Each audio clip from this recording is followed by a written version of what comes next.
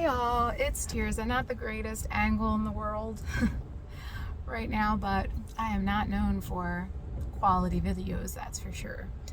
I've been getting caught in the rain all day long. Fun times.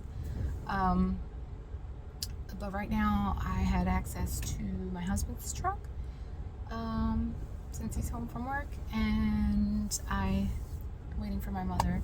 I took her to the store, so I figured now is the time I can just try and update you guys real quick. So, and this is the crazy hairs from getting caught in the rain all day long. And my little, I don't know what that is. Anyway, so for the month of June, last month, June 1st, I weighed 172.8. And today, July 1st, I weigh 170. Wah wah. So a loss of 2.8 pounds. Now, I did eat more this month, so I shouldn't really be disappointed. And I know as you get smaller, the weight is going to come off slower. My mind is prepared for all that stuff, but it's still, even with all the preparation and, trying to train my brain, this is the reality. It's still disappointing. The other thing that was a little off-putting was that Renpho scale, and I'll go over that in a second. Because I've been really trying hard since I'm well into my 40s now, closer to 50 than I am to 40, at 45, trying not to lose bone mass. My grandmother did have osteoporosis very badly. I don't take any supplements with calcium. It hurts my stomach, so I don't like to. So I don't exercise a whole lot. I do get a lot of steps, and I'll include what my average steps were for the month at the end. I do walk a lot, and I do little dumbbell workout 3 times a week. It's only for 15 minutes, and I do get on the trampoline most days for a minimum of 20 minutes. And last time I had lost the weight, last year, I was starting to get baby muscles, and then because I just completely stopped doing everything, I lost them. And I do feel like I'm starting to get my loose skin. I'm starting to get some of my little baby muscles back. It's just a little baby, but it's coming. But the scale still said skeletal muscle went down a little bit, so that was disappointing. So we're gonna go into the numbers real quick. When I took my blood pressure, my SpO2 reading, and my blood ketones and my blood glucose, I did that before I exercised for the day, because I noticed when I exercise, my blood pressure is a lot higher after, and sometimes it takes an hour or two for it to go down, and I wanted to make sure I did all that before I ate. So I was 42 hours fasted when I did that, and I'll include a picture when I finished fasting. I think I was 45 hours or 46 hours fasted. I'm no longer going to do the 3-day fasts. I just don't feel optimal, and chasing a number on a scale just doesn't seem worth not feeling well, when the whole purpose of this is to be feeling better, so getting healthier. And I already don't always feel the best, although it's not this diet, because I've tried every diet under the sun. I've even made up my own and gone as I went and experimented, and this is the best I've ever felt as far as that's concerned, which is still a person who feels great's shitty day, but for me this is a good day. This is the best that I feel when I eat between keto and carnivore. So it is what it is. So my measurements, my total inches lost was 3 inches, which isn't bad for having only lost 2.8 pounds. It was 0.5 inches lost in the hips. Left arm, right arm, left calf and right calf stayed exactly the same, but like I said, 0.5 off of the hips, 0.5 off of the right thigh and the left thigh, 0.5 inches off of my upper waist here, and an inch off of where I guess classically your waist is, a little bit above the belly button. So a total of 3 inches lost. My BMI went from 28.1% to 27.7%, so only down 0.4. My body fat, I was 34.1% last month. It went down to 33.4% this month, so down 0.7. My my skeletal mass was 38.4, so I was wrong. I was all disappointed about the muscle, but actually the skeletal muscle was 38.4% and it went up 0.4 to 38.8. But it was my fat-free mass that went down. That was 113.8 pounds and it went down 0.6 to 113.2.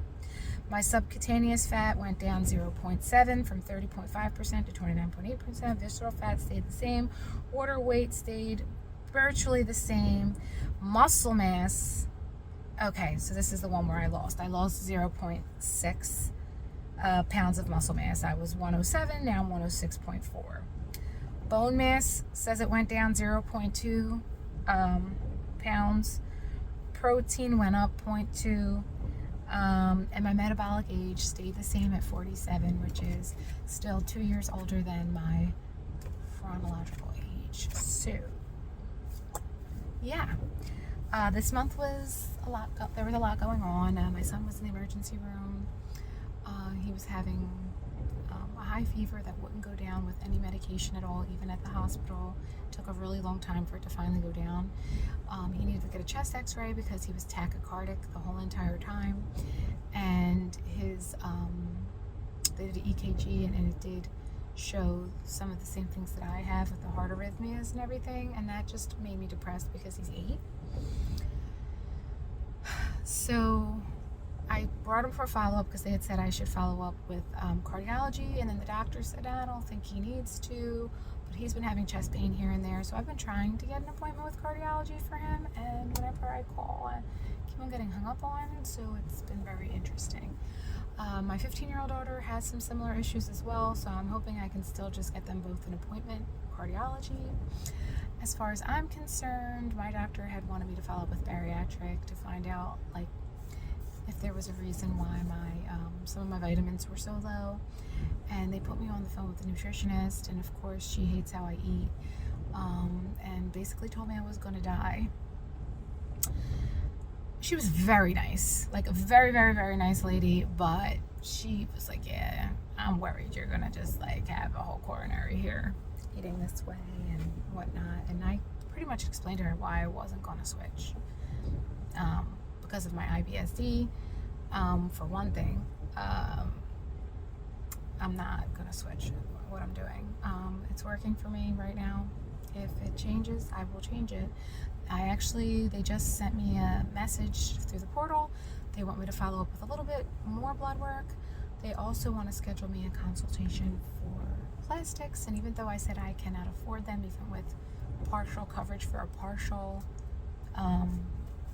tummy tuck, because they will pay a little bit for just the part that's hanging if I have rashes, which I do tend to get in the summer. I can't afford it, but I did say go ahead because it doesn't hurt to actually have a real true consultation. I don't think I'll ever be able to have surgery, but my main place is that I have lots of loose skin on my legs. I'm not as concerned about them. They don't interfere with my life. It's more my stomach and my arms that cause me the most problem. And then aesthetically, I do hate this thing. The loose skin here. Look at that. Ew. And that is not just because I'm getting old. That is because of the weight loss and because I probably destroyed all the collagen in my body with all the sugar over the years, and the up and down in the weight, the roller coaster. I've destroyed the quality of my skin. But like, even though I have a lot of deep forehead wrinkles, just by lifting this skin, it's like a 5-year facelift. Like 5 years, come off. But those would be my desirable things that if in a world where I had just money that I didn't need, I would take care of those things probably. But I'm getting kind of up there in age, so I think my window of doing these types types of things is disappearing. So what am I going to do for the month of July? Because this is getting way too long of a video and I'm talking about nothing. Oh, another thing is they did my other ultrasound, and that one tumor I have grew. And my last scan was 5 months ago, so the fact that it grew was super disappointing.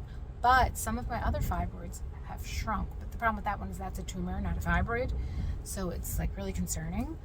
But I have like multiple, because I asked her, I said they only show 3, but it says various, including. She goes, oh, you have a ton. Like, I had a lot of them. But she said only one of them was still kind of measurable. The rest of them were so small that they couldn't even, so they had shrunk. So that was good.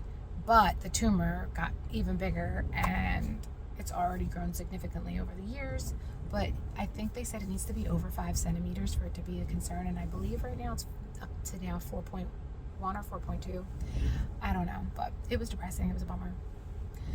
But it was good about the fibroids. And my uterus was a normal size, so that was good as well. I guess because the fibroid shrunk. Anyway, for the month of July, I plan on really changing nothing. I am going to do a general carnivore-ish diet like I have been doing. Still probably ending my month with a very short fast, just like the one I did this month, maybe shorter. Probably like aiming for anywhere between 24 and 48 hours. But that's as much as I'm going to do going forward. So, yeah, maybe, let's see. I was hoping to be in the 160s this month, but I knew that there was a risk that maybe I wouldn't be, because I did increase my food intake. So, there's that. I did do a couple of days, because we had that really bad heat wave, and I just didn't feel like doing anything, where I did fat fast, and I did like the Kelly Hogan ice cream, and that wasn't bad. I didn't lose any weight or anything, but I was satisfied for the day, and I didn't have to, like, you know, be cooking in a hot kitchen and everything, so that was good. Anyway, I think that's it for me for now. There's nothing else, and I've already talked and rambled for over 12 minutes, so until next month, guys, bye.